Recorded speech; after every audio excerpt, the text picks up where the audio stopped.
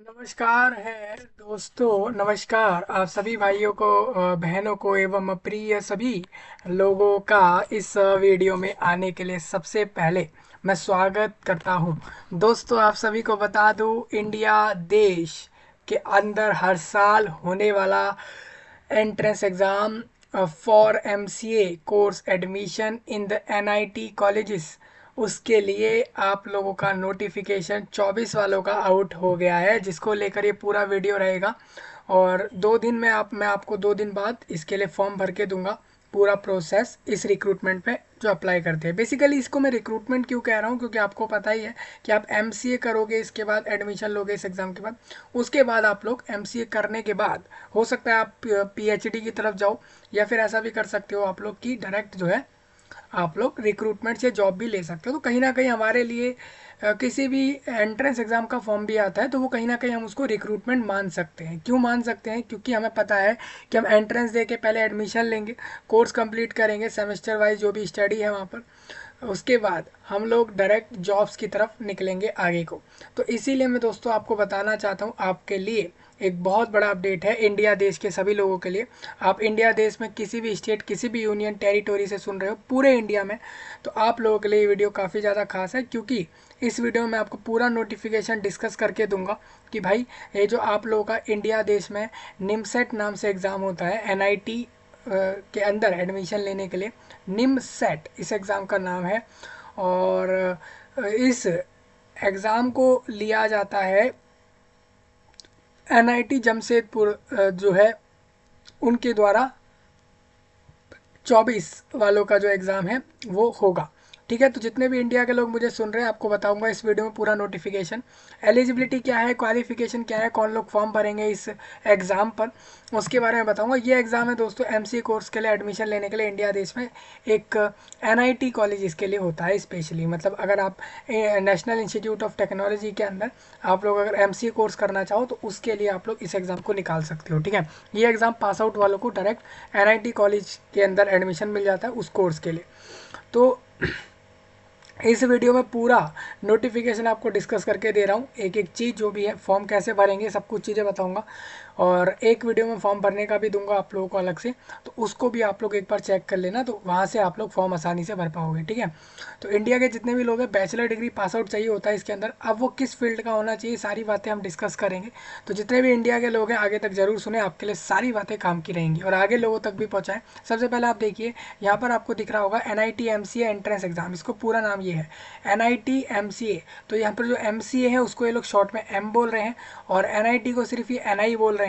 और इसके बाद आगे का जो है आपका CET means common entrance test. ठीक है, मतलब कि एक जनरल सा टेस्ट है, उसमें कुछ टॉपिक्स आएंगे, उसको पढ़ के कैंडिडेट गया सेंटर पे एग्जाम देकर आ गया और ये पास कर गया वो, तो उसको अच्छे नंबर अगर उसके आएंगे तो अच्छी एनआईटी उसको एडमिशन देगी अपने इंस्टीट्यूट में उसको एमसीए करवाने के लिए। हालांकि फीस और वो सब उसको देना होगा वहाँ पर भी, लेकिन उसको अच्छी कॉलेजेस मिल जाएंगे, ये एक कहीं ना कहीं बात है। उसको एक अच्छा माहौल मिलेगा कॉलेज पढ़ने के लिए, बस यही है और कुछ इसमें अलग है नहीं। ठीक है, तो 24 वालों का नोटिफिकेशन डिस्कस करूँगा।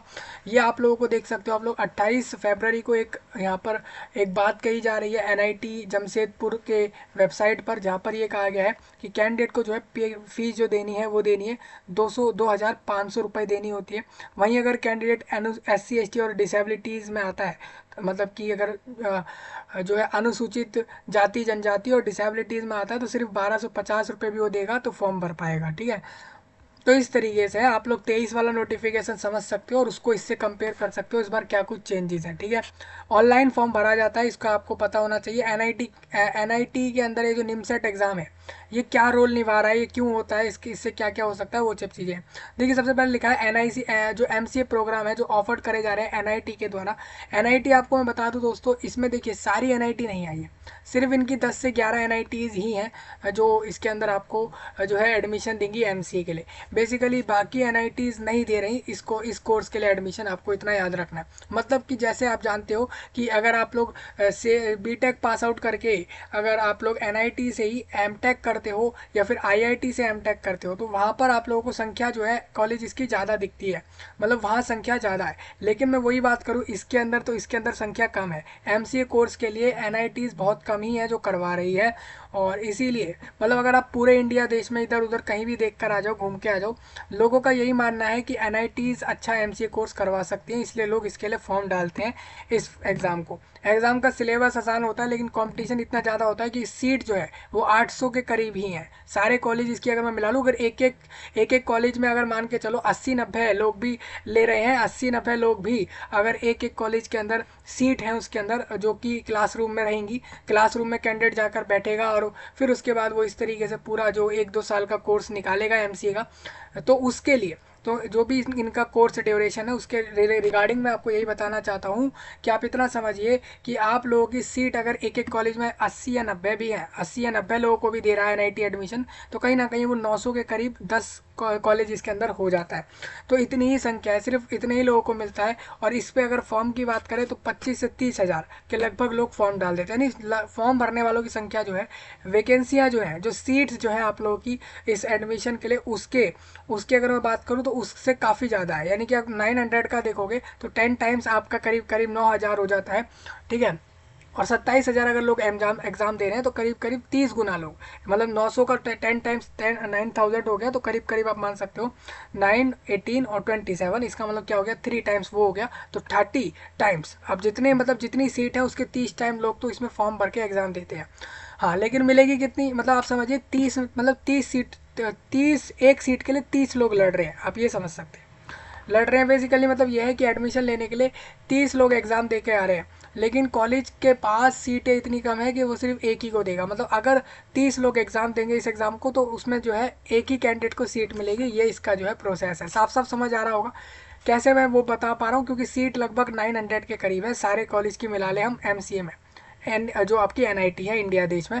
तो आप देख सकते हो कि भाई 900 सीटें हैं, 900 में हमें 900 सीटें ही देनी है। लोग फॉर्म भर रहे हैं लगभग 27,000 के करीब, जो कि आप देख सकते हो जो 27,000 है, अभी 900 का आप लोग जो है 10 टाइम्स देख सकते हो, जो हो गया 9,000। 9,000 10 टाइम्स है, और जो ये है 27,000 वो आपका हो गया 30 टाइम, ठीक है। तो जितनी आपकी सीट आती है, वैकेंसियाँ आती है, उसकी 30 टाइम्स, मतलब कि जितनी सीटें हैं उससे तो 30 गुना लोग, 30 गुना बोल रहा हूँ, 30 नहीं बोल रहा, 30 गुना, मतलब कि 30 टाइम्स, उसको 30 मल्टीप्लाई करो, इतने लोग तो एग्ज़ाम दे रहे हैं, इसलिए कंपटीशन इसमें ज़्यादा है, ठीक है। अब आपको बताने वाला हूँ इंपॉर्टेंट डेट्स क्या रहेंगे, कब एग्ज़ाम होगा, कब से कब तक फॉर्म डालने हैं, सारी चीज़ें क्लियर कर रहा हूँ, समझ आ जाए तो आगे भी लोगों तक पहुँचा देना, ठीक है। सबसे पहले आप देख सकते हो यहाँ पर आपके सामने, सबसे पहले मैं जो है यहाँ पर आपके साथ डिस्कस करने वाला हूँ ये डाउनलोड ब्राउशर, ब्राउकियर बोलते हैं इसको, कोई ब्राउशर जो भी बोल रहे हैं आप इसको, तो इसको हम डिस्कस करेंगे इस फाइल को। थोड़ा हम इधर आ जाते हैं। देखिए ये 49 पेजों का पूरा लिस्ट है, ठीक है।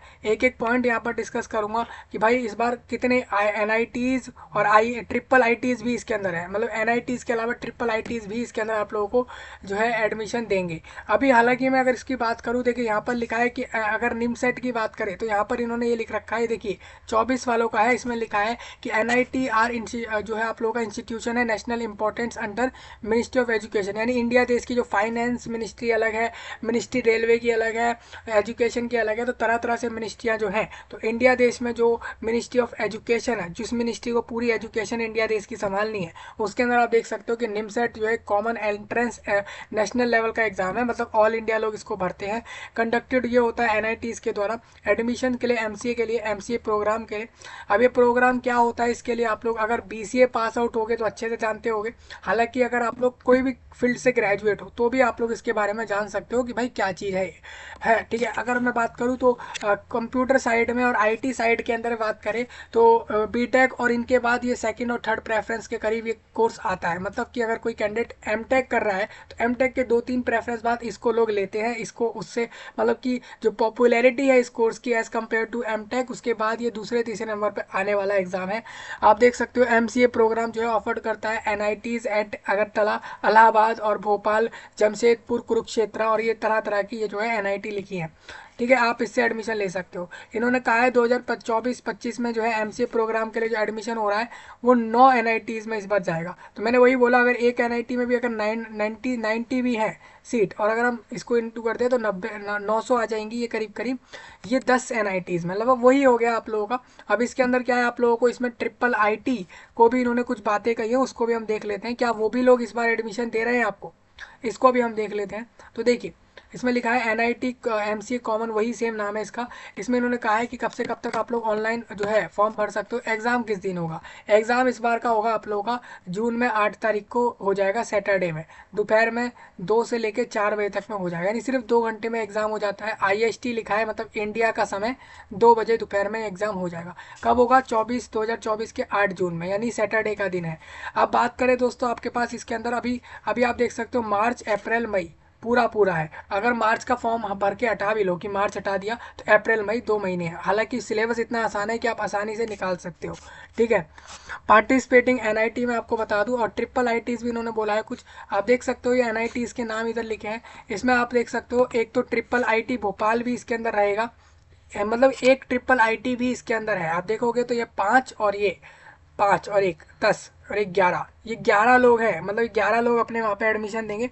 जिसमें से आप देख सकते हो कि इसमें अगर बात करें तो ये जो ये पूरी लिस्ट है, ये कंडक्टेड बाय, इसमें आप लोगों का जमशेदपुर वाला NIT इस बार के एग्जाम को कराएगा, ये आपको ध्यान रखना है, ठीक है। जमशेदपुर कहाँ है? जमशेदपुर झारखंड स्टेट में जगह है, वहाँ का NIT इस एग्जाम को कराएगा, वो इस बार के लिए रिस्पॉन्सिबल है, ठीक है। आगे बढ़ते हैं थोड़ा सा, आप देख सकते हो इंस्टीट्यूट लेवल कमेटी में आपको बता दूं NIT के लिए प्रोफेसर गौतम सूत्राधर इनका नाम है, ये चेयरमैन है इसके लिए। और डायरेक्टर इसमें आप देख सकते हो, ये NIT जमशेदपुर के डायरेक्टर भी हैं। सेम प्रोफेसर DA खान जो है यहाँ पर सेक्रेटरी, और ये निमसेट 24 के लिए हैं। सेम MA हसन जो है आप लोगों का यहाँ पर MA हसन जो है आप लोगों के जॉइंट सेक्रेटरी हैं इसी एग्जाम को करवाने के लिए। तो आप ये सब चीज़ें समझ सकते हो। मेंबर्स आपको बता दूं NIT के रजिस्ट्रार हैं, और इसके अलावा प्रोफेसर वीरेंद्र कुमार और ये सब लोग हैं, ठीक है। तो ये सब आप यहाँ से देख सकते हो। मैं आपको बता देता हूँ पार्टिसिपेटिंग इंस्टीट्यूट दोबारा एक बार क्लियर करता हूँ। NIT अगरतला और इलाहाबाद, भोपाल और जमशेदपुर, और ये सारी जितनी भी लिस्टेड हैं ये सारे अपने वहाँ पर एडमिशन देंगे इस बार आपको इस कोर्स के लिए। अब बात आता है पार्ट वन यहाँ पर ये है कि MCA को प्रोग्राम के लिए आपका ये इस बार एडमिशन देंगे इस एग्ज़ाम से आप लोगों को, ठीक है। तो अब आपको बता दूं कैंडिडेट जो भी अप्लाई करेंगे इसके लिए, उनको क्या करना है, सिर्फ ऑनलाइन ही फॉर्म भरना है, और स्ट्रिक्टली सारे इंस्ट्रक्शन को फॉलो करते हुए ही फॉर्म भरना है। ऑनलाइन फॉर्म कैसे भरा जाएगा, उसको भरने से पहले आप लोग फ्रिक्वेंटली आस्क्ड क्वेश्चन आपके लिए दिए गए हैं कि भाई फॉर्म भरने से पहले कोई डाउट उठे तो उसको आप लोग चेक कर सकते हो। लास्ट डेट आपको बता देता हूँ यहाँ पर फॉर्म भरने की रहेगी 20 अप्रैल, यानी आप समझ सकते हो आपको मार्च का महीना भी दिया और अप्रैल में भी 20 तारीख तक फॉर्म दे दिया, क्योंकि इनको पता है इनके पास अभी एग्जाम लेने में बहुत समय। अभी अगर अप्रैल में भी एक्सटेंड कर करके मई तक भी ले जाए इस फॉर्म को तो कोई दिक्कत नहीं आएगी, कोई परेशानियां नहीं आनी है, क्योंकि आपको पता है कि एग्ज़ाम तो जून में है, एग्ज़ाम जून में होना है। तो आप लोग अगर इनका एग्ज़ाम मई मिड तक भी जाएगा एक्सटेंड होके तो भी कोई फ़र्क नहीं पड़ रहा है। तो आप इस तरीके से समझ सकते हो। तो 20 अप्रैल तक फॉर्म डाल देना, ये एक्सटेंड होगा, ये कन्फर्म्ड है, ये बढ़ेगी डेट आप लोगों की, क्योंकि आपका एग्ज़ाम काफ़ी बाद में है। तो इस तरीके से आप समझ पा रहे होगे।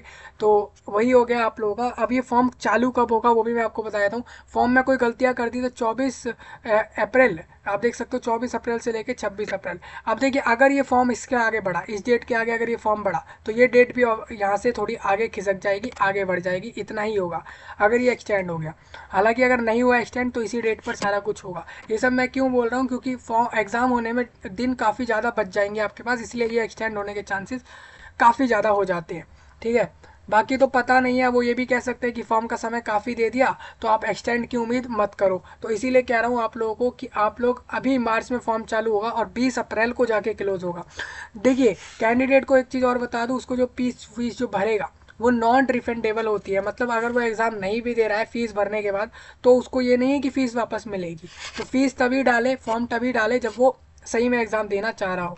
अब सारे डॉक्यूमेंट सही से अपलोड करने हैं फॉर्म के अंदर। जैसे आपका क्या क्या डॉक्यूमेंट अपलोड होंगे वो मैं अभी बताऊंगा, तो सारी जानकारी आप यहाँ से पढ़ सकते हो, सारी आपके लिए इंपॉर्टेंट रहेंगी। एग्ज़ाम सैटरडे में होगा, यानी कि सैटरडे, आज संडे है, सैटरडे के दिन ये एग्ज़ाम होना है, यानी कि अगले दिन आपको छुट्टी रहेगी, मतलब अगले दिन आप लोगों के पास मिल जाएगा संडे का। तो ये सब तरीके हैं, यहाँ पर देख सकते हो। अब फॉर्म भरने के लिए कैंडिडेट को ईमेल आईडी और मोबाइल नंबर की ज़रूरत होगी, जिससे वो रजिस्ट्रेशन कर पाएगा। और उसके बाद जब फॉर्म भरेगा तो फॉर्म भरने के लिए रजिस्ट्रेशन के बाद लॉगिन भी इसी तरीके से करेगा, एक पासवर्ड बना लेना है आप लोगों को और इसी तरीके से फॉर्म भरना है, ठीक है। तो ध्यान रख के सही से फॉर्म भरना, कोई गलतियां मत करना। मैं फॉर्म भरने का प्रोसेस आपको दे दूंगा। कैंडिडेट को सिर्फ अपना मोबाइल नंबर, एक ही मोबाइल नंबर यूज़ करना है और एक ही मेल आईडी यूज़ करे अपना अकाउंट बनाने के लिए, ठीक है। और वो ऐसी यूज़ करे जो उसके पास हो, ऐसा नहीं है कि अभी उसके पास मोबाइल नंबर है नहीं और उस मोबाइल नंबर को डाल रहा है, तो ऐसा नहीं होगा, क्योंकि आपको एक OTP वन टाइम पासवर्ड आता है इसके लिए फॉर्म भरने के लिए, तो उसकी चीज़ें ध्यान रखनी है। हार्ड कॉपी कहीं भेजना नहीं है फॉर्म का, आपको सिर्फ अपने पास प्रिंट करके फॉर्म रखना है, क्योंकि जब आप इसके लिए एडमिशन लेने जाओगे, जैसे ही आप एग्ज़ाम निकाल लोगे और फिर जो भी कट ऑफ और ये सारी चीज़ें आएंगी NITs की, और फिर वो बोलेंगे कि हमारे यहाँ इतने मार्क्स पे हम दे रहे हैं, हमारे यहाँ इतने पे दे रहे हैं, इस तरीके से वो लोग कहेंगे। तो आप लोगों को करना क्या होगा, आप लोगों को जहाँ पे भी अच्छा लगे, आपके मार्क्स जिस हिसाब से आ जाए, आप उधर एडमिशन ले सकते हो काउंसलिंग करा के। तो ये प्रोसेस रहेगा। अब बात ये है दोस्तों कि अब बात यहाँ पर ये आ जाती है कि आप लोग इसको लोगे कैसे।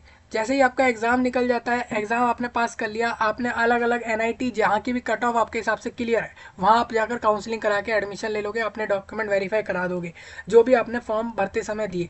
लेकिन इसके अंदर एक पॉइंट और आपका ये क्लियर करना चाहूँगा, जो आप फॉर्म अप्लाई कर दोगे ना, उसका प्रिंट जो निकालोगे वो NIT जाते समय लेकर जाना, जहाँ पर भी एडमिशन लेने जा रहे हो वो आपसे फॉर्म ज़रूर मांगते हैं। तो ये सारी चीज़ें इन्होंने सारी बता रखी है। एडमिट कार्ड जो है अलग से सेंड नहीं होता किसी को, किसी के घर पे नहीं आता है, वो उसको मेल पर देखना होता है, मेल पर उसको बोल देते हैं कि भाई एडमिट कार्ड आ गया, जाके डाउनलोड कर लो, इस तरीके से। बाकी थोड़ा बहुत ये कहते हैं कि हमारी वेबसाइट को रोज़ देखो, नहीं देखोगे तो कभी एग्ज़ाम आके निकल जाए, आपको पता नहीं लगेगा, ठीक है। तो आपको भी पता है कि 8 तारीख को एग्ज़ाम है, तो आपको 8 जून से पहले, यानी कि लगभग मई एंड से लग जाना है देखने कि एडमिट कार्ड कब आ रहा है। तो इस तरीके से चीज़ें रहेंगी। एडमिट कार्ड देखिए मई एंड में आ जाएगा, ठीक है। तो सारी चीज़ें मैं आपको क्लियर कर रहा हूँ, यहाँ से पढ़ सकते हैं, सारी चीज़ें यहाँ लिखी हुई हैं। एडमिट कार्ड को आप प्रिंट करके फिर उसके बाद उसको लेकर जाएं। याद रखें दोस्तों, एडमिट कार्ड के बिना वो सेंटर पे आपको नहीं लेते अंदर एग्जाम के लिए। तो ये सारी चीज़ें लिखी हुई है। थोड़ा आगे बढ़ते हैं इसी के अंदर। अब आ जाता है हमारे पास पूरा टेबल नोटिफिकेशन में। इस बार हमारे को क्या कुछ देखने को मिला है कि निमसेट होता है क्या है, वो मैंने आपको पहले ही क्लियर कर दिया है। एलिजिबिलिटी क्या होती है वो मैं आपको बताऊंगा इसके लिए, और प्रोसेस कैसे रहेंगे। 8 स्टेप रहते हैं अप्लाई करने के, इन्होंने वो बताए हैं। और बाकी सारी चीज़ें बता रहे हैं, फ़ीस कितनी लेनी है, कैसे फॉर्म भरे जाएंगे, उसका इंस्ट्रक्शन दिया है। उसके बाद कहाँ कहाँ एग्ज़ाम होगा ये वाला, कितनी सीटें हैं, किस इंस्टीट्यूट में कितनी सीट आई है वो भी क्लियर कर देता हूँ। टेस्ट पैटर्न बताऊंगा, सिलेबस क्या रहेगा इस एग्ज़ाम का वो भी बता दूंगा।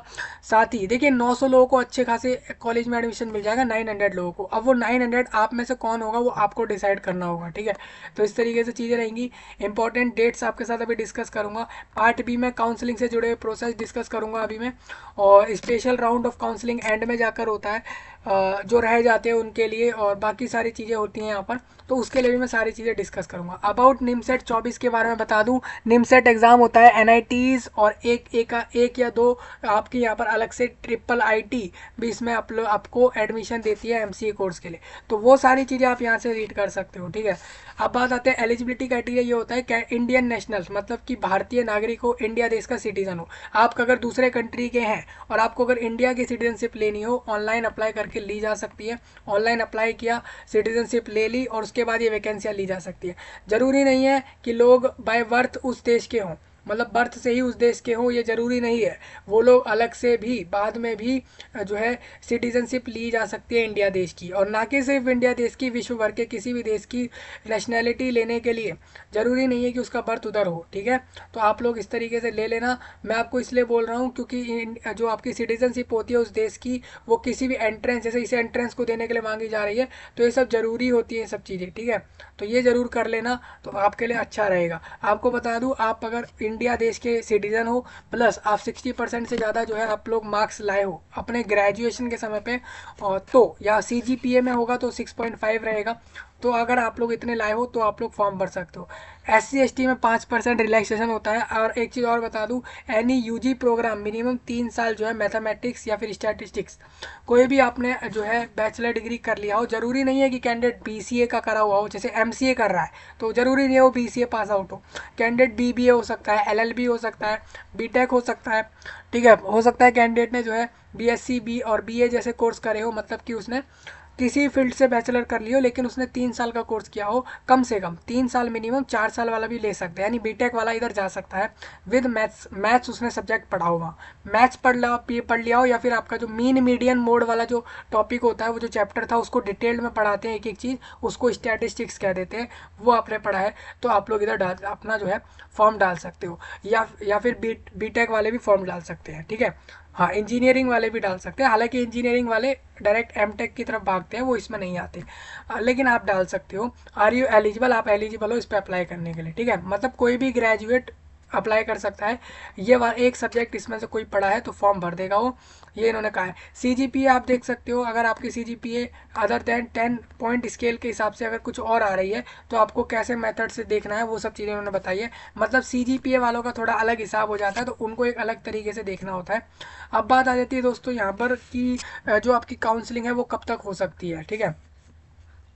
कैंडिडेट जो who appearing on the qualifying exams are also, ठीक है, such candidate have to furnish a proof, ठीक है, सर्टिफिकेट और ये सारी चीज़ें, ठीक है। मान के चलिए आप लोग अभी अपने बैचलर डिग्री में हो और आप लोग लास्ट साल में हो, ठीक है, आप लोग अभी आखिरी ईयर में अपना जो है बैचलर कर रहे हो, तो आपको पता है कि ये आपका आखिरी सेमेस्टर चल रहा है। डेफिनेटली जब आप इस वाले एग्जाम को निकाल लोगे तो उस समय पर, जैसे ही आप इस एग्जाम को निकाल लोगे, जब काउंसलिंग कराने जाओगे उस समय पर at the time of counselling आप लोगों को जो है इस सारे डॉक्यूमेंट दिखाने पड़ेंगे। मतलब कि आपने जब फॉर्म भरा तब आप अपियरिंग थे और अब आप लोग पास आउट हो बैचलर डिग्री में, तो उसका प्रूफ आप लोगों को 30 सितंबर से पहले पहले देना होगा, उसके डॉक्यूमेंट सारे। मतलब कहना यही है कि अगर आप लास्ट ईयर में भी हो तो याद रखें कि आपका जो कोर्स कंप्लीशन है वो इससे पहले हो रहा हो, जिससे कि आप लोग प्रूफ दे सको कि हमने फाइनल ईयर अपना निकाल दिया है बैचलर का। तो ये सब चीज़ें होती हैं, एक बार नोट में पॉइंट देख सकते हैं। तो मैं वही चीज़ें कह रहा हूँ कि अपियरिंग वाले भी फॉर्म डाल सकते हैं और पास आउट वाले भी बैचलर में डाल सकते हैं। अपियरिंग वालों को याद रखना है कि इस डेट से पहले उनका जो है पास आउट हो जाए कोर्स का लास्ट सेमेस्टर, तभी फॉर्म डालें। तो ये सब चीज़ें यहाँ लिखी हुई है। एडमिशन जो यहाँ पर होगा इस एग्ज़ाम को देकर वो कहाँ होगा मैंने आपको क्लियर कर दिया। प्रोसेस क्या रहेंगे इस एग्ज़ाम के, पहले रजिस्ट्रेशन किया, फॉर्म भरा, ठीक है, इस तरीके से उसको फॉर्म भरना है। अभी इन्होंने एग्जाम, अब फॉर्म का डेट इन्होंने दे दिया है कि ये लोग 6 मार्च से लेके 20 अप्रैल के बीच फॉर्म लेंगे, 6 मार्च से, समझ रहे हैं। तो यानी कि आज अगर हम बात करें तो 2 दिन बाद ही आप लोगों का फॉर्म चालू होगा, तो आप लोग सही 6 मार्च से फॉर्म डालना शुरू कर सकते हैं। मैं आपको ये कहूँगा कि 10-11 मार्च से शुरू करें फॉर्म डालना, ठीक है। थोड़ा बहुत उसके लिए पहले ही लोगों को फॉर्म डालने दें, उसके 2-4 दिन का वेट करके फिर अपना डाल देना। मतलब यही है कि 10 तारीख के करीब आप फॉर्म डालना शुरू कर सकते हो अपनी तरफ से, बाकी 6 तारीख से फॉर्म चालू हो जाएगा, 20 अप्रैल में फॉर्म क्लोज होगा। तो मैं अगर बात करूँ तो आप लोगों को एक अच्छा समय, काफ़ी अच्छा समय मिला है इन्हें, इसमें आपको लगभग 45 डेज़ के अप्रोक्स आपको फॉर्म भरने का समय मिला है। 45 डेज़ ऑनलाइन में, 45 डेज़, आप समझ रहे हो, ठीक है। इस तरीके से आप लोग फॉर्म डाल सकते हो। आप देखिए डॉक्यूमेंट कौन से अटैच होंगे, सिंपल सी बात है, फोटो कैंडिडेट को अपनी देनी होगी, सिग्नेचर देना होगा, 10th 12th ग्रेजुएशन की मार्कशीट, सेमेस्टर मार्कशीट, डिग्री और पास आउट सर्टिफिकेट्स देने होंगे, आईडी प्रूफ देना होगा, ये सारी चीज़ें लगानी होती है। ये कॉमन सी चीज़ें आपको पता होनी चाहिए, वैसे आप यहाँ से देख सकते हो, ठीक है। तो ये सारी चीज़ें रहेंगी। थोड़ा आगे बढ़ते हैं इसी के लिए। चलिए, अब रिजल्ट कब आ जाएगा, तो रिजल्ट आपके 20 दिन में आ जाएगा। जैसे आज एग्जाम हो रहा है तो 20 दिन में ये लोग आपका जो है रिजल्ट निकाल देंगे। आप देख सकते हो 8 तारीख को एग्जाम हुआ, 25 तारीख तक रिजल्ट आ जाएगा। तो ये 20 दिन के अंदर इन लोगों ने रिजल्ट निकाल देना है, एनआईटी वालों ने आपका रिजल्ट निकाल देना है। अप्लाइंग फॉर काउंसलिंग, फिर काउंसलिंग के लिए आप लोगों को फिर 29 तारीख से, फिर ये लोग कहेंगे कि 29 जून से लेके 5 जुलाई तक आप काउंसलिंग के लिए अप्लाई करो कि हमें काउंसलिंग के लिए अप्लाई करना है, क्योंकि रिजल्ट आपका आ गया, आप काउंसलिंग पे अप्लाई करोगे कि अब हमें काउंसलिंग में बैठना है। आप अपनी मर्जी से सारे एनआईटी इसके लिए काउंसलिंग में बैठ सकते हो, इस तरीके से भी कर सकते हो। फिलिंग और लॉकिंग रहेगा कि कौन सी एनआईटी को लॉक करें और फिर एडमिशन लेके वहाँ पर पढ़ना शुरू करें। तो ये सारी चीज़ें चलेंगी। और ऑनलाइन सीट अलॉटमेंट किस तरीके से होता है वो सारा प्रोसेस इन्हीं दिनों चालू हो जाएगा। तो ये काउंसलिंग भी रिजल्ट के 2 दिन में ही चालू हो जाएगा। Fresh choice filling and final round of allotment, last round आप लोगों का जो इसके अंदर रहेगा वो रहेगा 23 जुलाई में, ठीक है। इस तरीके से आप लोग ध्यान रखेंगे। अब ये सारी प्रोसेस कुछ बताई हुई इन्होंने, उसको देख लेना। यूज़र नेम, एक लॉगिन आईडी बनाना है आप लोगों को, रजिस्ट्रेशन कैसे करना है वो सारा प्रोसेस यहाँ दिया हुआ है। फॉर्म कैसे भरा जाएगा, फीस तो मैंने आपको पहले क्लियर कर दिया। इंस्ट्रक्शन आप लोगों को यहाँ पे दिए हैं कैसे आप फॉर्म भरोगे, डॉक्यूमेंट अपलोड करोगे, पेमेंट करोगे, फॉर्म का प्रिंट लोगे, सारे प्रोसेस इन्होंने यहाँ दिए हैं। नोट वाले कुछ पॉइंट रीड कर लेना। कैटेगरी सर्टिफिकेट अपलोड करना होगा आप लोगों को फॉर्म के अंदर, तभी ये लोग आपकी फ़ीस को जो है आपके उसी कैटेगरी वाले हिसाब से लेंगे। और आपको रिजर्वेशंस एडमिशन में भी हो सकता है कि आपके वर्ग में जितनी वैकेंसी आ रही हैं वो देंगे। तो कहीं ना कहीं आप लोगों का फ़ायदा है रिजर्वेशंस में, फीस में भी है, प्लस आपकी सीट के लिए भी है एडमिशन में। तो इसमें आपको काफ़ी ज़्यादा जो है इसके अंदर फ़ायदा मिल जाता है, ठीक है।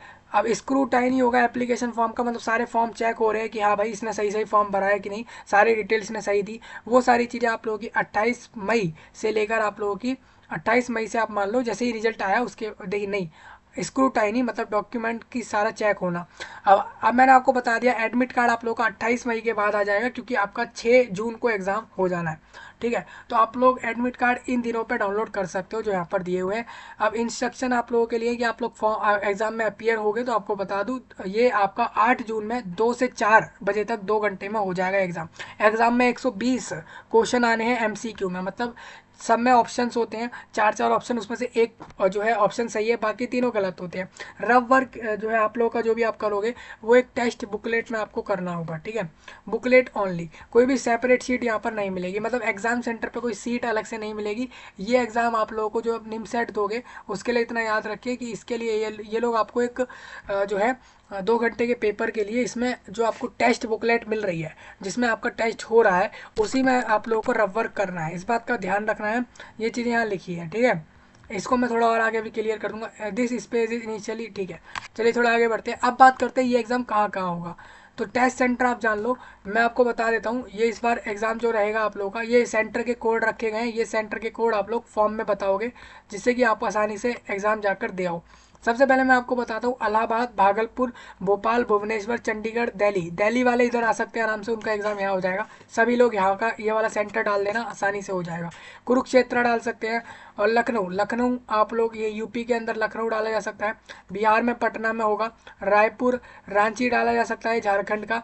इसके अलावा राउरकेला है, सूरत यहाँ पर रहेगा, और सूरत खल, सूरत कल, और तिरुचिरापल्ली है, और वाराणसी है, वारंगल, पुणे, महाराष्ट्र वाले इधर आ सकते हैं आसानी से। सिलचर वाले जो है यहाँ सिलचर के आसपास उनको भी मिल गया है देखने को, अगरतला और श्रीनगर। तो कहीं ना कहीं आप देख रहे हो दोस्तों, मतलब कि ये हर जगह पे आप लोगों को आसपास एक ना एक सेंटर दिख ही जाएगा। आपके कोई भी स्टेट यूटी में हो सकता है सेंटर ना हो, अगर ऐसा हो रहा है तो आप अपने आसपास के एरिया में भी जा सकते हो।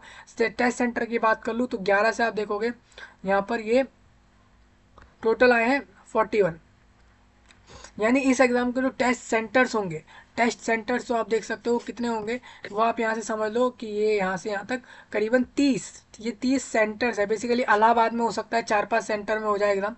बेसिकली कॉलेजेस में होते हैं, यूनिवर्सिटीज़, स्कूल्स में होते हैं एग्ज़ाम। अगर कोई कंप्यूटर पर होता है तो वही कंपनियों के सेंटर्स पे एग्ज़ाम होते हैं। तो यही 2 तरीके से चलता है।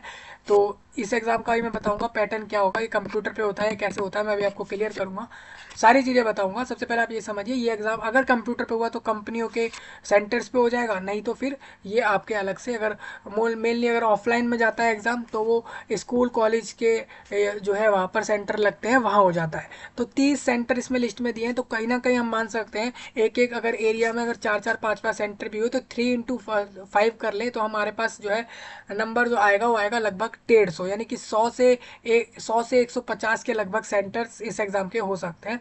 ये एक अप्रोक्स आइडिया दे रहा हूँ, इसी के आसपास हो सकते हैं। ठीक है, तो आपके पास एक काफ़ी अच्छा ऑप्शन मिल जाएगा टेस्ट सेंटर चूज़ करने का, तो सही से देना है फॉर्म भरते समय। अब बात आती है एमसीए सीट जो है पार्टिसिपेटिंग इंस्टीट्यूट की कितनी है, कितनी सीटें हैं वो मैं आपको बताया। तो there is no separate state wise quota, अलग अलग स्टेट वाइज नहीं होता। ठीक है, एनआईटी जो है ना वो गवर्नमेंट ऑफ इंडिया में आती है, यानी कि वो एक गवर्नमेंट सेंट्रल गवर्नमेंट्स के इंस्टीट्यूट में आती है वो। ठीक है, तो मतलब कहना यही है कि ये जो इंस्टीट्यूट है, ये इंस्टीट्यूट ऑल इंडिया लोगों को देते हैं, रिजर्वेशन के हिसाब से इसमें फ़ायदा देते हैं। देखिए गवर्नमेंट ऑफ इंडिया, मैंने कहा ये इंडिया गवर्नमेंट की है ये इंस्टीट्यूट, तो इसलिए इतना याद रखें कि ये लोग अपना जो रिजर्वेशन पॉलिसी इसमें यूज़ करते हैं वो ऑल इंडिया यूज़ करते हैं, SC ST OBC वाला। मतलब ये लोग ऐसा नहीं करते कि हरियाणा के अलग SC ST का अलग वैकेंसी आएगा, कितनी सीट है, और बाकियों का अलग सीट आएगा, इस तरीके से नहीं होता। ये ऑल इंडिया सीट्स जाती हैं। आप ऑल इंडिया में SC ST हो OBC हो तो आप रिजर्वेशन लोगे। स्टेट वाला कैटेगरी वाला सर्टिफिकेट कहीं ना कहीं आप यहाँ रिजर्वेशन नहीं ले सकते, इसीलिए ऑल इंडिया वाला आप लोग अप्लाई करके रखो। मैं आपको बता दूं 2 तरह से कास्ट सर्टिफिकेट आज के समय पर इंडिया में देश में लोगों के पास है, रिजर्वेशंस के हों या दूसरे तरीके के हों। एक तो ऑल इंडिया के हैं और एक उनके पास स्टेट लेवल के हैं। ठीक है, तो NIT Kurukshetra has self financing scheme for MCA program. और एनआईटी कुरुक्षेत्र जो है उनके पास जो है खुद की फाइनेंसिंग स्कीम है एमसीए प्रोग्राम के लिए, वो इन्होंने यहाँ पे बताया है। उनका जो है इस एनआईटी का जो फीस स्ट्रक्चर है अंडर सेल्फ फाइनेंसिंग स्कीम के अंदर आता है, ठीक है। तो इनका फीस स्ट्रक्चर थोड़ा अलग है बाकी एनआईटी से, वो ये लोग यहाँ पर कह रहे हैं। एनआईटी वारंगल और एनआईटी जमशेदपुर 3 साल का एमसीए करवाती है, but with an option for the student to exist at the end of successful 2 year, and the title of such exist would be postgraduate pro advanced diploma in computer application। ठीक है, देखिए इन्होंने क्या कहा है, NIT Warangal और NIT Jamshedpur वाले करते क्या है कि वो 3 साल का एमसीए कराते हैं, लेकिन कैंडिडेट 2 साल के बाद भी उसके पास ये ऑप्शन होता है कि वो 2 साल करके एमसीए इधर से बाहर हो सकता है। And the title of the such exist would be, और कारण उसका ये हो सकता है बाहर होने का कि बी पोस्ट ग्रेजुएट, कि उसको जो है पोस्ट ग्रेजुएट एडवांस डिप्लोमा करना है कंप्यूटर एप्लीकेशन। मतलब कहना यही है कि ये लोग 3 साल का एनआईटी के अंदर, ये दोनों एनआईटी 3 साल एमसीए करवाती हैं, और ये कहती है कि 3 साल के बाद उसका मन करे कैंडिडेट का तो 2 साल में भी वो बाहर हो सकता है, और उसको है ना कह सकता है कि मेरे को दूसरे एडवांस डिप्लोमा और ये सब करना है। मतलब कहने का यही है कि दो इसको ऑप्शन मिलता है, 3 साल का करो नहीं करो मर्जी है। बाकी बात करें तो एमसीए कोर्स जो है 3 साल का जो है आप लोगों का in all the participating institute with an exist option 2 option in second NITs as mentioned in serial number 5 please refer। ठीक है, अब मैं आपको बता रहा हूँ, देखिए कुछ कुछ एनआईटी ऐसे जो 3 साल का करा रहे हैं, कुछ ऐसे जो 2 साल का करा रहे हैं, तो अपने अपने मर्जी चला रहे हैं, तो उसके लिए आप देख सकते हैं यहाँ पे। आगे हम बढ़ते हैं, सीट मैट्रिक्स आपको बता दूँ ऑफ पार्टिसिपेटिंग इंस्टीट्यूट्स के हिसाब से मैं बता देता हूँ कि कौन कौन एनआईटी इस बार किस किस कैटेगरी वाइज लोगों को वहाँ पर सीट उनके पास है। तो एनआईटी अगरतला में बता देता हूँ, एनआईटी अगरतला में टोटल इस बार की 30 सीटें हैं, मतलब एनआईटी अगरतला इस बार सिर्फ 30 स्टूडेंट को एमसीए कोर्स के लिए एडमिशन देगा। वहीं ओबीसी, ओपी और एससी, एसटी और बाकी सब लोग अपने अपने समझ सकते हैं। एमएनआईटी इलाहाबाद वाले भी देख सकते हैं, उनकी ज़्यादा सीट आती है, देखिए इनकी 116 है, और भोपाल वालों की भी 115 है। उसके अलावा जमशेदपुर वालों के पास भी ज़्यादा है, कुरुक्षेत्र में कम है, ठीक है। दो तरह से इसमें एक सेल्फ फाइनेंसिंग अलग है, दो तरह से इसमें, तो दोनों की अलग अलग सीटें हैं। रायपुर वालों की आप देख सकते हो, अगर आप मेरे से पूछो सबसे ज़्यादा यहाँ पर जो है इलाहाबाद वालों की है, उसके बाद यहाँ पर आप देख सकते हो तिरुचिरापल्ली वालों की भी ज़्यादा वैकेंसियाँ है। वैकेंसी बेसिकली इनकी सीट ज़्यादा है, ये लोग ज़्यादा लोगों को देते हैं अपने वहाँ एडमिशन। तो टोटल इस बार की अगर बात करूँ तो 1033, मैंने वही कहा था अप्रोक्स, वही जो आपको दिया था, पिछली बार से थोड़ी ज़्यादा है वैकेंसियाँ, सीट्स आपकी ज़्यादा है, तो 1033 इस बार की आई हैं। तो आप यहाँ से समझ सकते हो ये सब चीज़ें, ठीक है। इन्होंने बताया वारंगल और जमशेदपुर वाले जो है वो 3 साल का करवाते हैं, लेकिन उन्होंने भी ऑप्शन रखा है कि 2 साल अगर पूरे कर लिए कैंडिडेट ने तो वो बाहर हो सकता है। अब लिस्ट ऑफ एब्रीविएशन बता दूं, देखिए हर एनआईटी ने साफ साफ बोला है ओपन कैटेगरी वाले, मतलब जिनकी रिजर्वेशन नहीं है, वो लोग किससे लेंगे, ओपी से। मतलब वो लोगों की वैकेंसियाँ ये है, वो लोगों का सीट ये है जो पहले वाले आप लोगों के कॉलम में दिया है, पहले वाले कॉलम में। ओबीसी वालों का ये वाला है, ठीक है। एससी वालों का ये कॉलम है, मतलब कि अगर एससी वाले को अगर यहाँ पर एडमिशन लेना है तो एग्जाम के बाद वो यही वाली लेगा, ना ही तो वो इस वाले में जा सकता, ना ही वो इस वाले में जा सकता, किसी और में नहीं जा सकता। तो इसीलिए कहूँगा कि आप लोगों को अपनी ही सीटें लेनी होंगी, इसीलिए फॉर्म भरते समय करेक्टली सारी डिटेल डाल देना, ठीक है। ये एब्रीविएशन बताइए इन्होंने क्या फुल फॉर्म है किस चीज़ की, वो इन्होंने यहाँ पे लिख दी है। कॉन्टैक्ट डिटेल्स इन्होंने दी है हर पार्टिसिपेटिंग एनआईटीज़ की, जो कि आप देख सकते हो जिनको भी नॉमिनेट करा गया मेंबर को अपेक्स कमेटी के अंदर। तो मैं आपको बता देता हूँ, सबसे पहले अगर आप लोगों को यहाँ पर आप लोग एनआईटी जमशेदपुर के लिए कोई डाउट आपको लग जाए तो उसके लिए आप लोग यहाँ पे प्रोफेसर जी सूत्राधर डायरेक्टर है इसके एनआईटी के, तो उनको आप कॉल कर सकते हो, उनका यहाँ पर इन्होंने नंबर दे दिया है, ठीक है। ये टेलीफोन नंबर इन्होंने दिया है, उनका मेल भी दे दिया है। तो इसी तरीके से अगर किसी को इलाहाबाद वाले एनआईटी में किसी को उसके लिए जुड़ी हुई कोई भी प्रॉब्लम समझ में नहीं आ रही है, तो वो लोग इस पे ये आरएस वर्मा को, प्रोफेसर को, ये डायरेक्टर है इस एनआईटी के, इनको आप कॉल लगा सकते हो, ठीक है, या तो इनको मेल कर सकते हो। तो सारी डिटेल्स इनकी इन्होंने साफ साफ लिखी है, ठीक है। तो कॉन्टैक्ट डिटेल्स इन्होंने सारी दे रखी है यहाँ पे, इसको आप देख सकते हैं। यहाँ पर टेक्निकल कमेटी की अलग इन्होंने दी है, उसको भी आप देख सकते हैं। टेस्ट पैटर्न आपको जानना है कि एग्जाम का पैटर्न क्या होता है, तो 120 क्वेश्चन इसके अंदर होते हैं, चॉइस होती है हर क्वेश्चन के अंदर।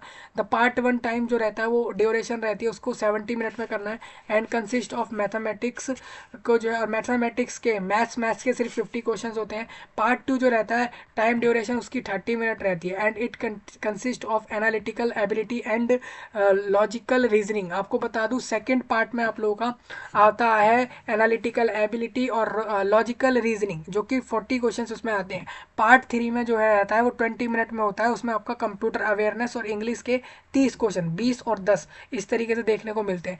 और ये जो 3 पार्ट्स ऑफ द सीबीटी, ये एग्ज़ाम कंप्यूटर पर होता है, ठीक है। अब बात आती है ये एग्ज़ाम तो कंप्यूटर पर हो रहा है, will appear on the candidate one after the other, ठीक है। ये तीनों पार्ट आप लोगों के एक के बाद एक आते जाएंगे कंप्यूटर पर ही। मैं आपको बता दूं ये एग्जाम कंप्यूटर पर होगा। पहला पार्ट आपको 70 मिनट में कंप्लीट करना है, उसके बाद आपको दूसरा पार्ट करना है, फिर तीसरा पार्ट करना है, इस तरीके से होगा। और ये कंप्यूटर पर अपियर होता जाएगा एक के बाद एक पार्ट। याद रखिए जो टाइम असाइन किया गया हर पार्ट के लिए वो फिक्स्ड रहेगा, आपको उस पार्ट को उसी समय में ख़त्म करना है। तो ये कॉम्पिटिशन बढ़ाने वाली बात है। क्यों बढ़ाने वाली बात है? क्योंकि इन्होंने पूरे एग्जाम पर एक ही टाइम नहीं रखा, इन्होंने हर पार्ट का अलग अलग टाइम रख दिया। इससे क्या हो गया कि कैंडिडेट जो है, मान के चलिए पहला पार्ट उसने कंप्लीट नहीं कर पाया दिए गए समय में, उसने ये सोचा कि मैं इस वाले पार्ट को बाद में कर लूँगा, कुछ क्वेश्चन इस पार्ट के ऐसे जो मुझे नहीं आ रहे, तो उसने सोचा कि इसको मैं बाद में करूँगा, पहले मैं सेकेंड पार्ट देख लेता हूँ।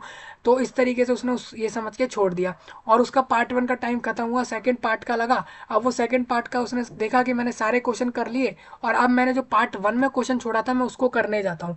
तो उसको पता लगा कि वो वहाँ जा ही नहीं सकता, क्योंकि पार्ट 1 का जो समय है उसी के अंदर पार्ट 1 को करना है, पार्ट 2 और 3 को भी दिए गए समय में ही करना है। मतलब कैंडिडेट पीछे नहीं जा सकता है, कैंडिडेट को जो पार्ट का जो समय दिया है उसको उसी में करना है। तो ये एक इन्होंने कर दिया। इससे ये हो जाएगा कि कैंडिडेट को एक तो ये है कि टाइम वैल्यू समझ आ जाएगी, टाइम की जो वैल्यू है जो वो समझ आएगी उसको, और दूसरा उसको ये भी समझ आएगा कि मेरे को प्रैक्टिस इस तरीके की करनी है कि मैं सारे क्वेश्चन कर डालूँ हर सेक्शन के, उसकी हर सेक्शन पे पकड़ होनी चाहिए।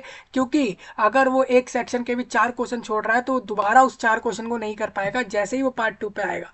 तो ये आप लोगों के लिए थोड़ा ख़राब हो गया है, मेरे हिसाब से ख़राब है, क्योंकि ऐसे में तो फिर कैंडिडेट के काफ़ी क्वेश्चन छूटेंगे। अब ऑब्वियस सी बात है, ऐसे में छूटेंगे लोगों के क्वेश्चन। तो हर पार्ट पे दिया गया समय है उसी में आपको करना है, ठीक है। Only as movement to one section from another is not permitted. देखिए इन्होंने कहा है आप लोगों को इजाज़त नहीं होगी कि आप पीछे दोबारा सेक्शन पे चले जाए। तो एमसीक्यू जो रहेगा will be in return in English language only. MCQ जो रहेंगे वो आपके इंग्लिश में आएंगे सारे, and will not be translated into other language, ठीक है। इंग्लिश में क्वेश्चन पेपर है भाई लोगों, आप सभी लोगों का इंग्लिश लैंग्वेज में पेपर होना है। याद रखना आप लोग एक पार्ट को कंप्लीट करना ही, उसके बाद ही सेकंड पर जाना, ठीक है। आपको दिए गए समय के अंदर ही उसको करना है। जैसे आपको एग्जाम पैटर्न समझाता हूँ, जैसे आप देख सकते हो टोटल मार्क्स यहाँ लिखा है, टोटल क्वेश्चन यहाँ लिखा है, कितने मार्क्स सही करने पर मिलेंगे, मार्क्स कटेंगे भी गलत करने पर। तो मैं आपको बता देता हूँ मैथ्स के आप लोगों के आने वाले पार्ट 1 में जो है मैथ्स रहेगा, सिर्फ मैथ्स रहेगा, जिसके 50 क्वेश्चन ये लोग देंगे। 90 मिनट में आपको करने हैं 50 क्वेश्चन, 70 मिनट में 50 क्वेश्चन करने हैं। इसका समय 2 बजे से लेकर 3:10 तक का मिलेगा। और बता दूँ सही करने पर आपको 12 नंबर मिल जाएंगे करेक्ट आंसर पे, ठीक है। और मार्क्स अगर कैंडिडेट ने मान लीजिए marks deduct for wrong answer, एक क्वेश्चन के 12 नंबर है। ये जो 12 नंबर दिया है ना, 12 जो नंबर दिया गया है ये सही करने पर एक क्वेश्चन का नंबर है। कैंडिडेट ने वहीं पर मान लो कि उसने क्वेश्चन का आंसर गलत कर दिया तो 1/4 नेगेटिव मार्किंग यानी 3 हो जाती है। मतलब कैंडिडेट अगर 50 के 50 क्वेश्चन सही कर दें मैथ के तो 12 × 5 यानी कि 60 यानी कि 600 उसको मार्क्स मैथ्स में आ जाएंगे। सेम अगर उसने वही सेकंड पार्ट को उसने 30 मिनट यानी कि हाफ एन आवर में कंप्लीट करना है, 3:10 से 3:40 तक दिया गया समय ही उसके लिए ज़रूरी हो जाता है। यहाँ पे आपको बता दूँ इसको भी आप लोगों को 240 मार्क्स मिलेंगे इसके लिए, और इसके लिए आप लोगों का 1.5 मार्क्स नेगेटिव में जाएगा। इस वाले क्वेश्चन में थोड़ा ऐसा है कि आपको सही करने के लिए 6 नंबर मिलेंगे और उसका 1/4 नेगेटिव में जाएगा। तो आप देख सकते हो दोस्तों मार्किंग तो सेम ही है, सही नंबर करा तो जो नंबर मिल रहा है उसका 1/4 नेगेटिव में गया और क्वेश्चंस की इन्होंने बता दिया। लेकिन उन्होंने क्या करा है कि आप लोगों के एनालिटिकल और रीजनिंग वालों में 6 नंबर दे रहे हैं सही करने पर, वहीं मैथ्स वालों को 12 दे रहे हैं। तो मतलब कहीं ना कहीं जो लोग मैथ्स को अच्छे से करेंगे उनके स्कोर ज़्यादा आ सकते हैं, क्योंकि मैथ्स स्कोरिंग पार्ट हो जाता है आप लोगों का। फिर रीजनिंग वाला हो गया और अवेयरनेस इंग्लिश वालों का भी आप यहाँ से समझ सकते हो, ठीक है। टोटल आप लोगों का 1000 मार्क्स का पेपर होता है, ठीक है। नेगेटिव मार्किंग होती है मैंने आपको बता दी है। ईच करेक्टली आंसर, हर सही करेगा आंसर पे जितने मार्क्स मिल रहे हैं, और नेगेटिव मार्किंग उसकी जो है 25% जाएगी यानी कि 1/4। कैंडिडेट को एडवाइस है कि not to attempt such question if they are not sure on the correct answer. No deduction from the total marks will however be made if a question is answer. ठीक है, इन्होंने भाई साफ साफ कहा है किसी क्वेश्चन को आपको नहीं आता तो उसको छोड़ दें, और इस चीज़ को ध्यान से देख लें कि भाई आपने सही में उसको छोड़ दिया उस क्वेश्चन को जो नहीं आता। मान के चले आपको पता है मेरे को ये नहीं आता, लेकिन उसको गलती से भी आपने उसके किसी ऑप्शन पर डाल दिया है, टिक मार दिया है, तो वो गलत हो जाएगा। तो कंप्यूटर एग्जाम की प्रैक्टिस थोड़ी अच्छी होनी चाहिए, तो वो थोड़ा आप लोग ध्यान रख लें। कैंडिडेट को मैं बता दूं, have to mark the responses, उसको रिस्पॉन्स मार्क करना है कि कौन से आंसर का वो, कौन से क्वेश्चन का कौन सा आंसर मार्क करना चाह रहा है वो, तो उसको उसकी गलतियां नहीं करनी है। ठीक है, तो ये सारी चीज़ें। अब ऐसा मत समझिए कि ये लोग डरा रहे हैं आप लोगों को, ऐसा कह रहे हैं कि भाई ऐसा मत करो वैसा मत करो। बेसिकली ये लोगों का पैटर्न है, इन लोगों का पैटर्न ही इस तरीके का है एग्जाम का जो आपको दिख रहा है स्क्रीन पर। 1000 मार्क्स का तो पेपर ही है, 1000 मार्क्स का NIT निमसेट पेपर है यहाँ पर इस बार का। ठीक है, तो थोड़े बहुत बदलाव हमें भी दिख रहे हैं यहाँ पे, हर पार्ट को एक एक्चुअल टाइम में ही उसको करना होगा। अब बात आती है सिलेबस। तो मैथ्स में तो सेट थ्योरी है, कॉन्सेप्ट ऑफ सेट है, यूनियन, इंटरसेक्शन, कार्डियनलिटी और elementary counting, P&C permutation combination है, प्रोबेबिलिटी है, स्टैटिस्टिक्स है, basic concept of probability theory और एवरेजेस, और इसके अलावा डिपेंडेंट एंड इंडिपेंडेंट इवेंट्स हैं, फ्रिक्वेंसी डिस्ट्रीब्यूशन और सेंट्रल टेंडेंसी कैसे निकालें और डिस्पर्जन्स कैसे निकालें। उसके अलावा एलजेब्रा आप लोगों ने ये सब पढ़ा हो, नहीं पढ़ा तो पढ़ लेना, जिसके अंदर आप लोगों से एलजेब्रा, एक्सपेंशन वो ई की पावर लगा के वो EX वाली चीज़ें जो होती हैं वो, और फैक्टराइजेशन कैसे करते हैं। इसके अलावा साइमल्टेनियस लीनियर और क्वाड्रेटिक इक्वेशन, इंडाइस, लॉगरिथम और अर्थमेटिक, ज्योमेट्री, हार्मोनिक और प्रोग्रेशन यानी APGP और वो सारी चीज़ें पूछनी है इनको, और कोऑर्डिनेट ज्योग्राफी पूछनी है। तो सारे पैटर्न लिखा है। देखिए मैं आपको सिंपल बताना चाहता हूँ, पहले मैथ्स को जो है फोकस मार ले, क्योंकि मैथ्स आपका, अगर मैथ्स इस एग्जाम का निकल गया, मैथ्स करें पहले, फिर रीजनिंग करें, फिर कहीं ना कहीं अवेयरनेस कंप्यूटर पे बढ़े। इंग्लिश को आप एंड में भी कर सकते हैं, इंग्लिश को छोड़ भी देंगे तो इंग्लिश को मैं बताता हूँ। जनरल इंग्लिश है, जनरल इंग्लिश तो वो हो गई, जो ग्रेजुएट होगा वो 10 क्वेश्चन है सिर्फ, तो वो तो आराम से 5 क्वेश्चन निकाल देगा जनरल इंग्लिश के। बेसिकली आपको बता दूँ, इस वाले पर स्कोर आप ज़्यादा करना, मैथ्स वाले पर, बाकी आपका पेपर आसानी से निकल सकता है। कैलकुलस, वेक्टर आना है, बहुत चीज़ें आनी है, एनालिटिकल एबिलिटी में क्या कुछ आएगा वो आप यहाँ से समझ सकते हैं, कंप्यूटर अवेयरनेस समझ सकते, तो ये आपका पूरा सिलेबस हो गया। ठीक है, नेगेटिव मार्किंग इन्होंने रखी है तो उसका थोड़ा ध्यान रखेंगे। क्वालिफाइंग क्राइटेरिया क्या है कि आप लोगों को एक रैंक मिल जाए। याद रखिए इस एग्ज़ाम की जो रैंक मिलती है वो ऑल इंडिया होती है, मतलब पूरे इंडिया में आपकी जो रैंक है ना, इसका मतलब ये है कि आपसे, आपकी जो रैंक है मतलब ये है कि आपकी रैंक के जो नीचे वाले नंबर्स हैं वो सब लोग ही आपसे ज़्यादा नंबर लाए हैं, बाकी सारे जितने भी एग्ज़ाम देने गए वो आपसे कम नंबर लाए, ये चीज़ें होती है। तो अब बात आती है कि क्वालिफाइंग क्राइटेरिया क्या है इस एग्ज़ाम का, जिसमें कैंडिडेट सिक्योरिंग 0 और negative marks there in mathematics और in total marks in EAMCET test will be disqualified. ठीक है, based on the marks obtained by the qualified candidate in EAMCET test a rank will be allotted by adopting the following criteria. ये criteria कुछ use करेंगे जिसको use करके इस बार का जो है आप लोगों का रैंक बनाएंगे। अगर कोई आपका मान के चले आप लोगों के मार्क्स नेगेटिव में जा रहे हैं, 0 आ रहे हैं, अब नेगेटिव में मार्क्स इसलिए जा सकते हैं क्योंकि मार्किंग नेगेटिव में जा रही है, मार्क्स कट रहे हैं गलत आंसरों पे, तो कैंडिडेट के -10 -20 मार्क्स नंबर भी आ सकते हैं।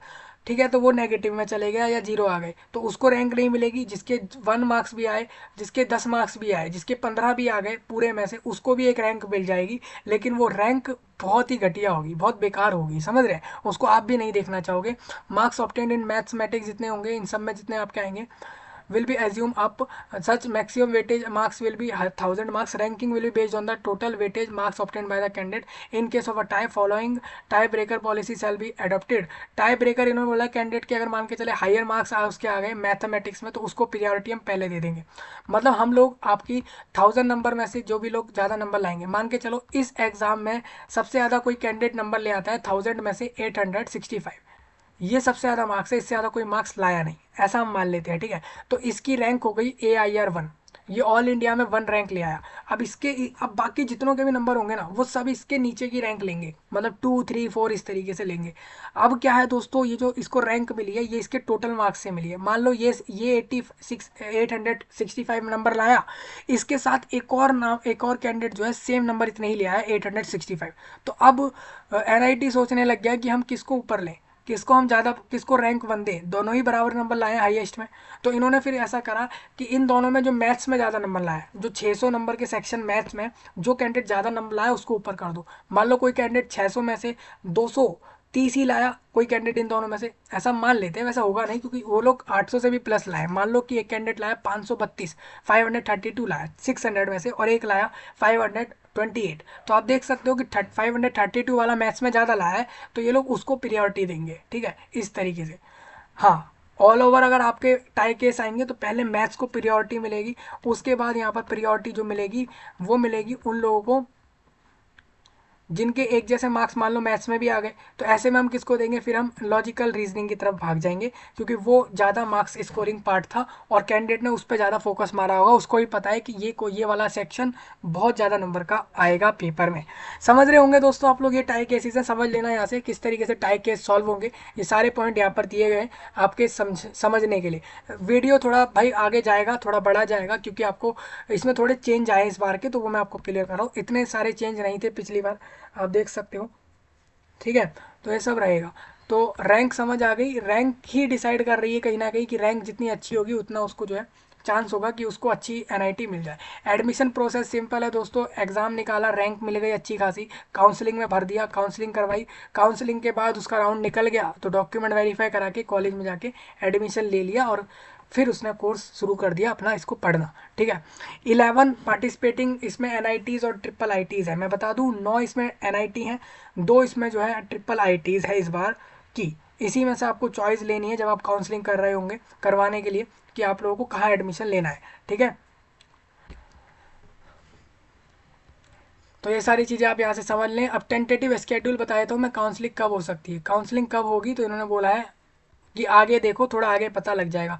डिस्क्लेमर में कुछ पॉइंट है वो आप देख सकते हो, जो भी आप लोग फॉर्म में भरोगे सेंटर वहीं एग्जाम देना है, कोई चेंज आप इसमें नहीं कर सकते। लीगल जुडिक्शन और कॉन्टैक्ट डिटेल्स, सर्टिफिकेट परफॉर्मा, मान के चलो कैंडिडेट अगर किसी भी वर्ग से आ रहा है, किसी भी रिजर्वेशन से आ रहा है, और उसको जब आप फॉर्म अप्लाई करोगे तो आप लोग को उसके सर्टिफिकेट लगाने होंगे। ये सर्टिफिकेट आपको अभी मैं बताऊँगा कि ये कहाँ से आप लोग इस चीज़ को देख सकते हो, तो वो भी मैं आपको अभी दिखा दूँगा। देखिए सबसे पहले आप यहीं देख लीजिए, यहीं इन्होंने ओबीसी सर्टिफिकेट डाल दिया है, फिर इन्होंने ओबीसी के लिए अंडरटेकिंग डाली है कैंडिडेट द्वारा, उसके बाद इन्होंने यहाँ पर एससी वालों का और एसटी दोनों का सर्टिफिकेट दे दिया, फिर डिसेबिलिटी वाला यहाँ दे दिया, समझ रहे हैं, फिर ईडब्ल्यूएस का इन्होंने यहाँ दे दिया है, उसके बाद इन्होंने जो है सर्टिफिकेट वही सब बातें कह रहे हैं। हाँ, तो ये आपका क्या हो जाएगा, proforma of certificate to be issued by the head of the institution principal of the college his higher qualification degree, ठीक है। अगर किसी के पास मान लो हायर क्वालिफिकेशन डिग्री है और वो अगर इस एग्ज़ाम को भरना चाह रहा है तो उसको ये वाला फॉर्म भरना पड़ेगा, ठीक है।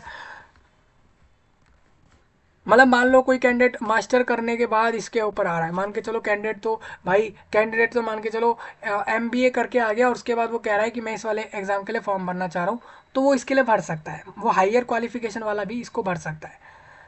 या फिर ये लिखा है where in the candidate is, जहाँ पर जो है कैंडिडेट जो है पढ़ रहा है एक higher his higher qualification degree में अगर वो पढ़ रहा है तब वो इस चीज़ को भरेगा, तो उसके लिए इन्होंने कहा है। तो ये भी आप देख सकते हैं, ठीक है।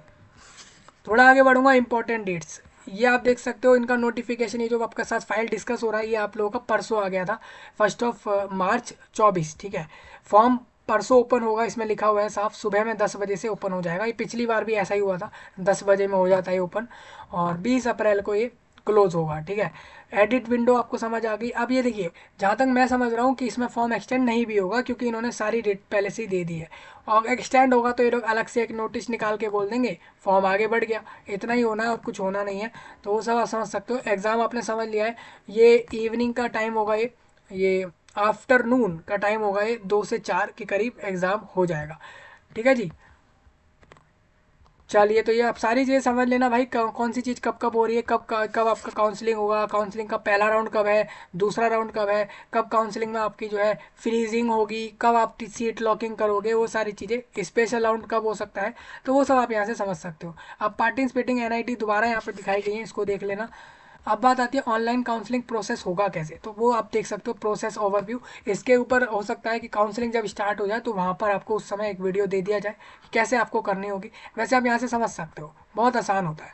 काउंसलिंग में क्या करना है, जो जो कॉलेज एडमिशन दे रहे हैं उसको अपनी प्रेफरेंस के हिसाब से डाल देना है लिस्ट में, है ना, और अपने मार्क्स को भी देखना है, अच्छे मार्क्स हैं तो अच्छे वाले कॉलेज को ऊपर डालना है, फिर वहाँ से आपको पता लगेगा कि हाँ आपको मिली है, नहीं मिली, मिल जाए तो उसको लॉक कर दो, नहीं तो फिर उसको, है ना, नहीं तो लॉक मत करो, आगे बढ़ जाओ, अभी उसको फिर रोक के रख लो कि हम इसको रोक रहे हैं। इस तरीके से भी आप कर सकते हो, ठीक है। तो ये पूरा प्रोसेस इन्होंने दे रखा है, इसको आप समझ सकते हैं। काउंसलिंग प्रोसेस कैसे होगा वो आप यहाँ से समझ लेना। तो ये सब तो एग्ज़ाम के बाद की बात है, वो सब चीज़ें अभी तो काफ़ी समय है इसके लिए, तो इसको आप अच्छे से देख लें।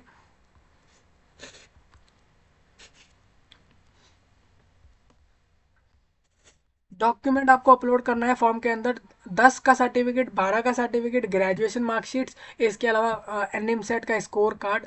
ये स्कोर कार्ड क्या है, ये स्कोर कार्ड नहीं चाहिए, स्कोर कार्ड क्यों अपलोड करोगे आप डॉक्यूमेंट, हालांकि काउंसलिंग के समय हो सकता है ये सब चीज़ें अपलोड होंगी। तो वो सब चीज़ें इन्होंने बता रखी है जो यहाँ पर लिखी है, ठीक है। फोटो साइन वगैरह आप चीज़ समझ पा रहे हो, याद रखे दोस्तों। यहाँ पर, यहाँ पे आप थोड़ा ऊपर आएंगे हम दोस्तों, देखिए, ये ऑनलाइन का ये काउंसलिंग के लिए भी अलग से फीस चार्ज होती है इसमें। लोगों को काउंसलिंग के लिए भी 1000 रुपीज़ अलग से देने होते हैं, यानी करीब करीब 2500 रुपये वो, काउंसलिंग के 1000 रुपये अलग फिर दोबारा से, इस तरीके से चार्ज होता है, आप देख सकते हो। तो डॉक्यूमेंट ये सारे काउंसलिंग के डॉक्यूमेंट हैं आप लोगों के, ठीक है। फोटोग्राफ अपलोड हुई, काउंसलिंग की 1000 रुपीज़ फीस ली गई आपसे, वो आपको भरनी होती है। पेमेंट मोड आप कैसे भी भर सकते हो ऑनलाइन में। चॉइस फिलिंग करी, फिर चॉइस फिलिंग के कुछ रूल्स होते हैं उसको ध्यान में रखते हुए फिलिंग करी। तो लॉक चॉइस करा आपने कि लॉक कर दिया भाई मेरे को ये वाला एनआईटी चाहिए, इस तरीके से। सीट अलॉटमेंट, फिर पहले राउंड का रिजल्ट आया, पता लगा आपको वो, आपने जो अपनी प्रेफरेंस दी थी उस हिसाब से आपको वो एनआईटी मिल गई, ठीक है, तो फिर आप उसको फ्रीज करो और ले लो उसमें एडमिशन, नहीं तो फिर आगे बढ़ जाओ अगले राउंड के लिए। तो ये सब चीज़ें चलेंगी, उसको आप यहाँ से देख सकते हो। मान लो आपने पहले राउंड में आपको सीट मिल गई, फिर आप चले जाओ डायरेक्ट उस इंस्टीट्यूट में, अपने डॉक्यूमेंट वेरीफाई करा के आओ, और उसके बाद जो वहाँ से फिर अपना जो है एडमिशन ले लो। तो ये सब चीज़ें चलेंगी, ठीक है। सीट से विड्रॉल भी करा जा सकता है, करेंगे तो कैसे करेंगे वो सब आप यहाँ से समझ लेना। अगर सीट एक्सेप्ट करी, सीट एक्सेप्ट करते हो तो उसके 10,000 रुपये आपसे लिए जाते हैं, ठीक है। 10,000 रुपीज़ कैंडिडेट को सबमिट करने हैं अगर उसने सीट एक्सेप्ट करी है एडमिशन के लिए, तो उसको तभी जैसे ही वो एक्सेप्ट करता है किसी भी कॉलेज की सीट को, तो वो उससे फ़ीस चार्ज होगी। ये सब चीज़ें लिखी हैं, एडिशनल पार्ट, फिर उसके बाद बाकी बची हुई फ़ीस कैसे चार्ज होगी वो उसको बताई गई है यहाँ पे। तो वो सब चीज़ें रहेंगी, आप इसको देख सकते हैं, ठीक है। तो ये पूरा काउंसलिंग का प्रोसेस है, हालांकि काउंसलिंग बड़ा आसान है, कुछ ऐसा है नहीं, बस 2 राउंड 3 राउंड ये सब चलता रहता है। स्पेशल राउंड ऑफ काउंसलिंग क्या होता है वो आप यहाँ से समझ लेना।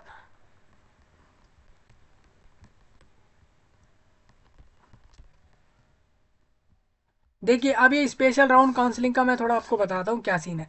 There will be only one special round and it will be last and final round. एक लास्ट राउंड होता है काउंसलिंग का जिसको बोलते हैं स्पेशल राउंड। यहाँ पर जो है ना आप लोगों का पार्टिसिपेशन जो होता है इस राउंड के लिए, एडमिशन के लिए, वो ऑप्शनल है, आप लो मत लो मर्जी है आप लोगों की, ठीक है। तो उसके लिए लोग क्या करवाते हैं, देखिए मैं आपको बताता हूँ। यहाँ पर ये कहते हैं अगर आप लोगों को स्पेशल राउंड की काउंसलिंग के अंदर आना होता है तो आप लोगों को, हर कैंडिडेट को जो है ना, यहाँ पर 11,000 रुपये जो है देने पड़ते हैं, फ्रेश रजिस्ट्रेशन करना होता है उसके लिए, और उसको उसको 11,000 रुपये देने होते हैं। काउंसलिंग फीस है जिसमें 1,000 रुपये काउंसलिंग फीस होती है, और सीट एक्सेप्टेंस की उसकी 10,000 फीस होती है। ये उसको नई नया रजिस्ट्रेशन करना होता है लास्ट राउंड में। अगर मान लो उसको सारे राउंड में कोई सीट नहीं मिली तो उसको स्पेशल राउंड में एक अलग से रजिस्ट्रेशन करना होगा जिसकी फ़ीस रहेगी, और कुछ उसकी सीट एक्सेप्टेंस की फ़ीस रहेगी। पेमेंट जो रहती है स्पेशल राउंड की, इन्होंने बोला है वो मैंडेटरी होती है हर कैंडिडेट के लिए, एक्सेप्ट दो वो कैंडिडेट जिन्होंने डिपॉजिट कर दी है सीट एक्सेप्टेंस की सीट पहले ही, तो उनको नहीं भरनी होती। तो ये चीज़ें रहती हैं।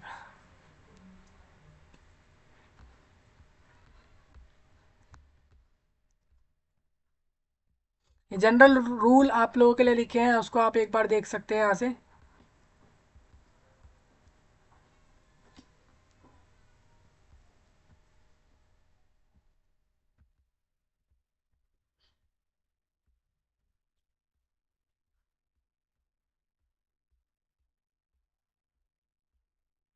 ठीक है, तो ये सारे प्रोसेस आप यहाँ से समझ लेना, मैं थोड़ा आगे बढ़ रहा हूँ। ये तो काउंसलिंग का प्रोसेस है, बड़ा आसान सा है, इसमें कुछ है ही नहीं इतना, मतलब ये सब ना थोड़े ऑप्शंस आप देख के थोड़ा घबरा जाओगे, बस यही बातें हैं।